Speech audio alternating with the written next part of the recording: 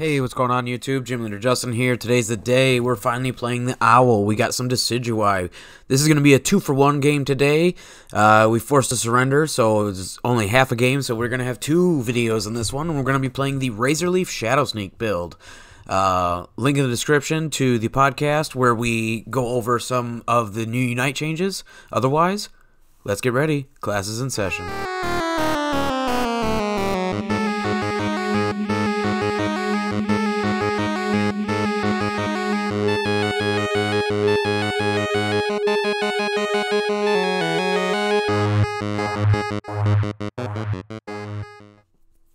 Alright, so Decidueye is a lot of fun.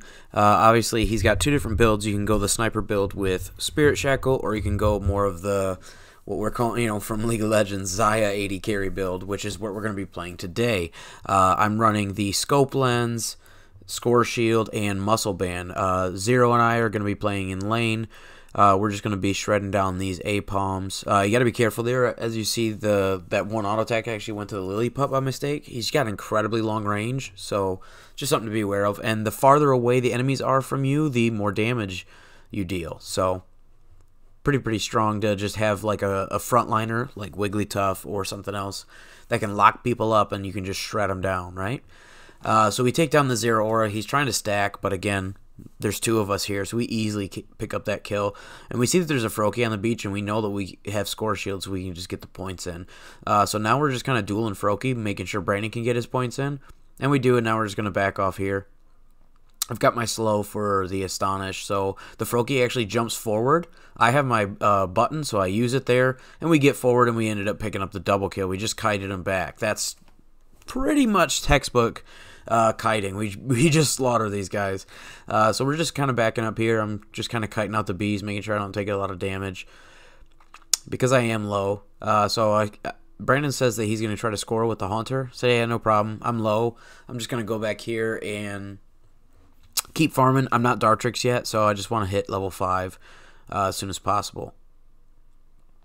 And there we go. I do end up evolving. I really like how Dartrix just kind of flies around with his little emo, leaf haircut.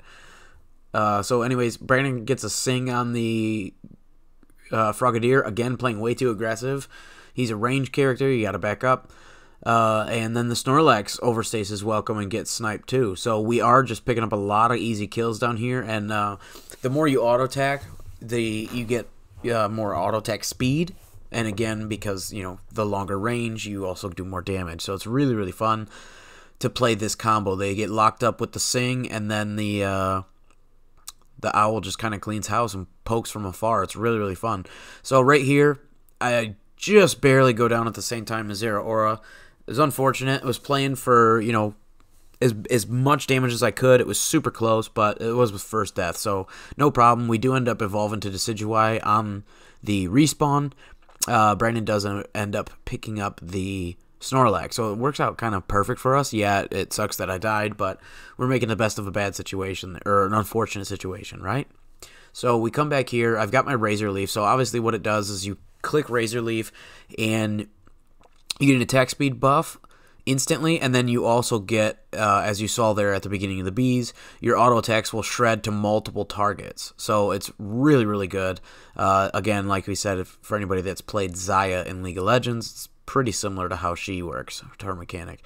So Brandon's going to push off the Snorlax, and I'm just going to kite out the Dreadnought, and look at this damage, just shredding it.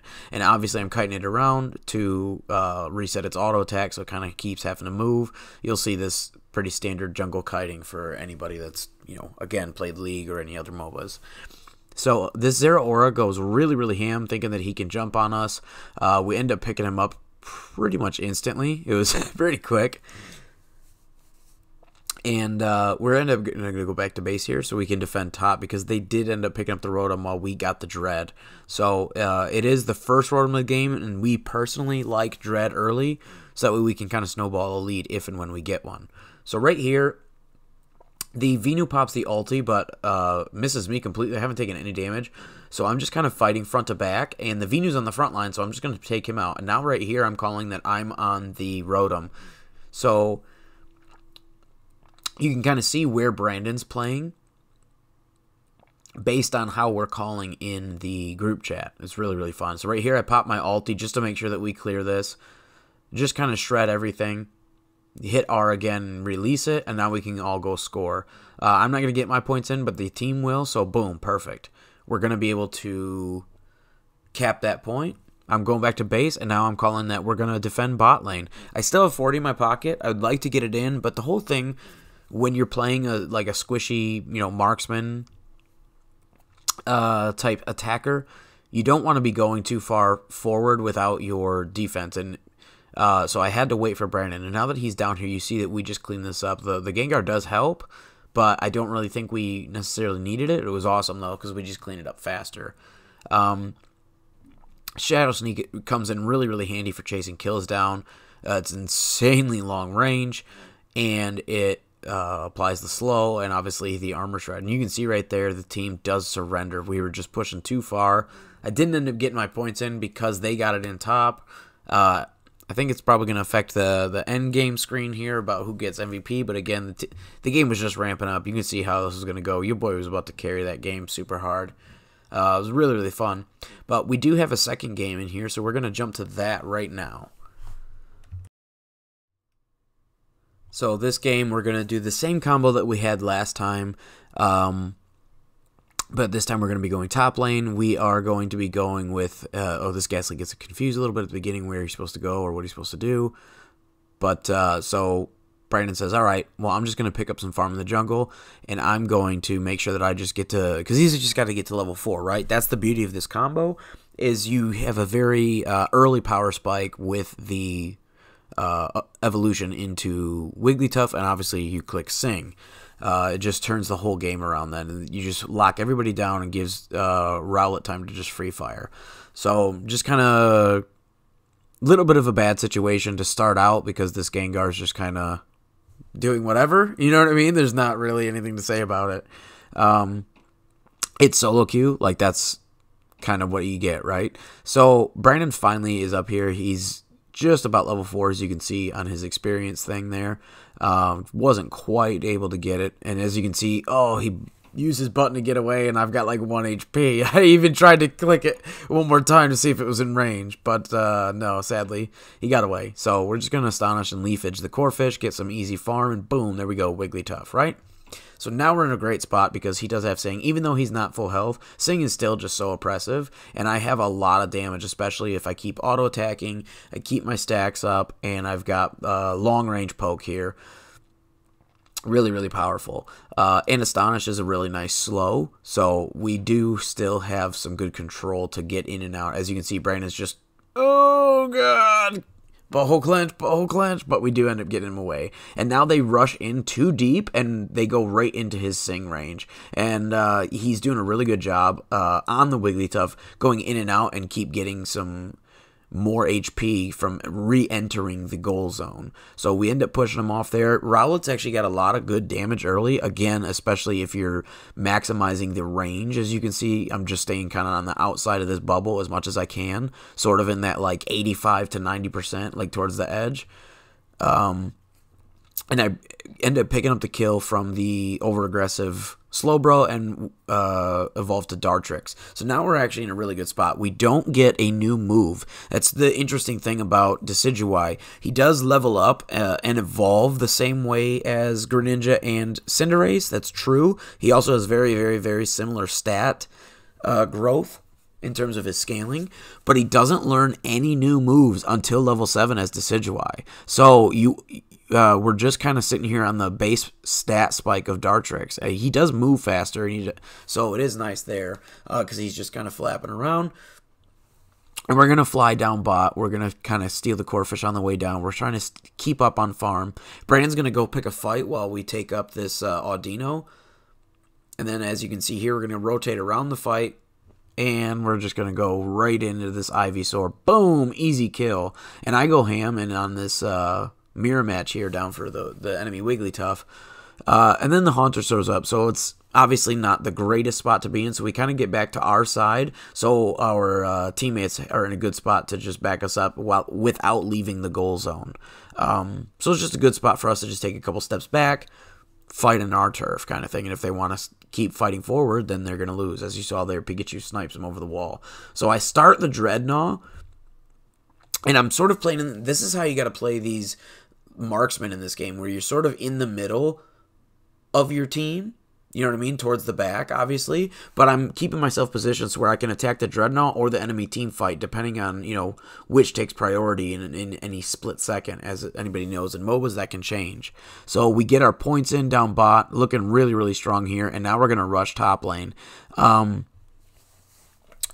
You can see sort of that obviously they already took our tier 1, and we're going to try to get the Garchomp in, so that, or it's Gabite right now, so that way we can take their tier 1, and we've already taken tier 1 bot. We'll be 1 ahead. We're looking pretty decent, so I'm just getting as much farm on myself as I can, and there's a fight picking both bot and top right now, so we have to make a decision. Where do we go? What do we do?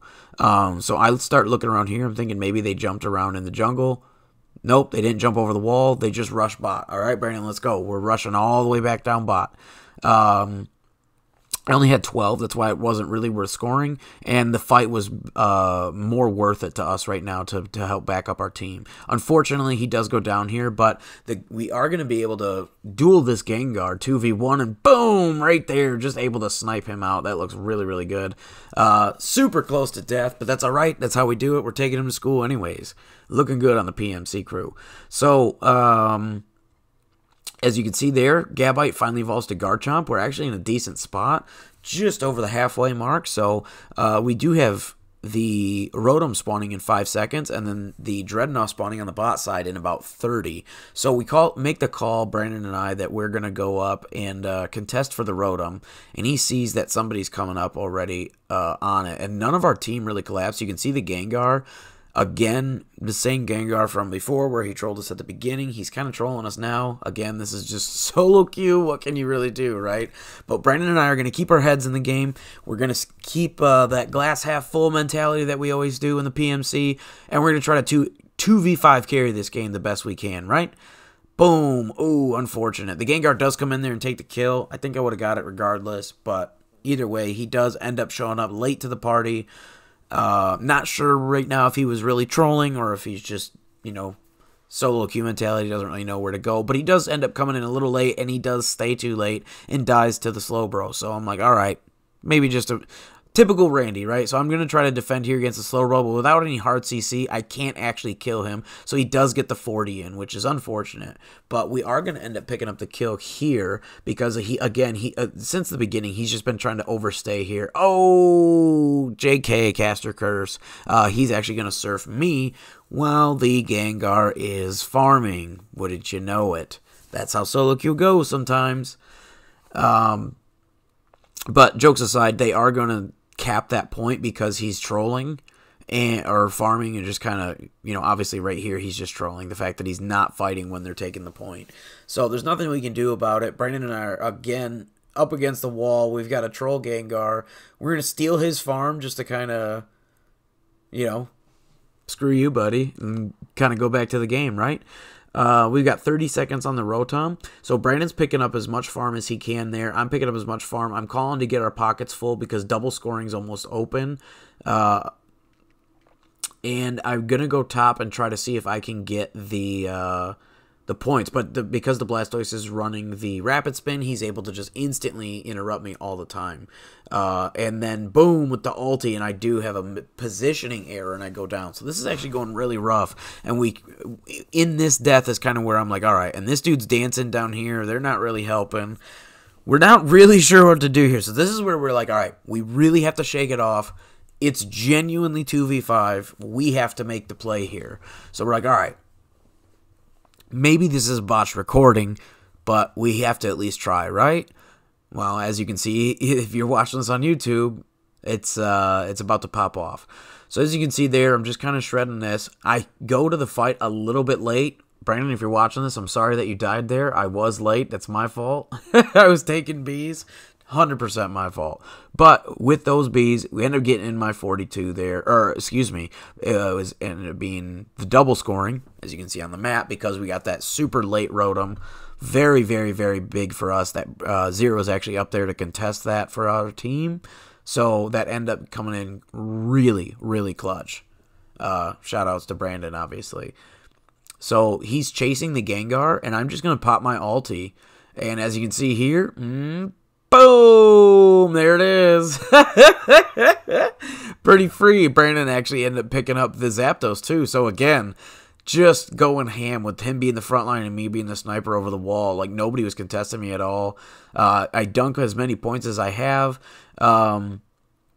Brandon's trying to wait to go mid, but he's waiting to see if the Garchomp's going to score bot. The Garchomp finally dunks bot, and now the Gengar dunks top and caps the point. So we're in a really good spot. Big team fight mid. I'm just going to start slicing around the edge. It's okay if we go down here because we already got our points in, but we really want to try to stay alive if we can.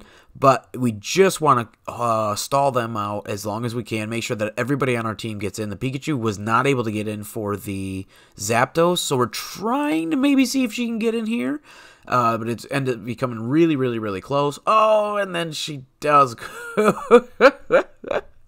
Really insane fight here. So now Brandon's like, all right, we got to back off. Homeboy scored in the base.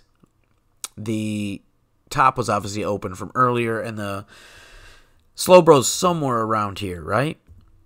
So he does finally show up here. We're going to go back. We're going to defend the base. And we are going to pick up the victory. As you can see right here how fast we shred him. Obviously, you know, a couple more seconds and I would have just had him down even though he ultied. So that's just a little showing. This is our first initial, you know, day one kind of teaser of our thoughts on Decidueye with the Razor Leaf build. Really, really strong. GG's, obviously the dancing Garchomp takes the MVP, of course, it's solo queue, but this is just an example of, like, Brandon and I still were able to 2v5, basically, and carry that match. Always keep your head in the game, never surrender. Class is dismissed.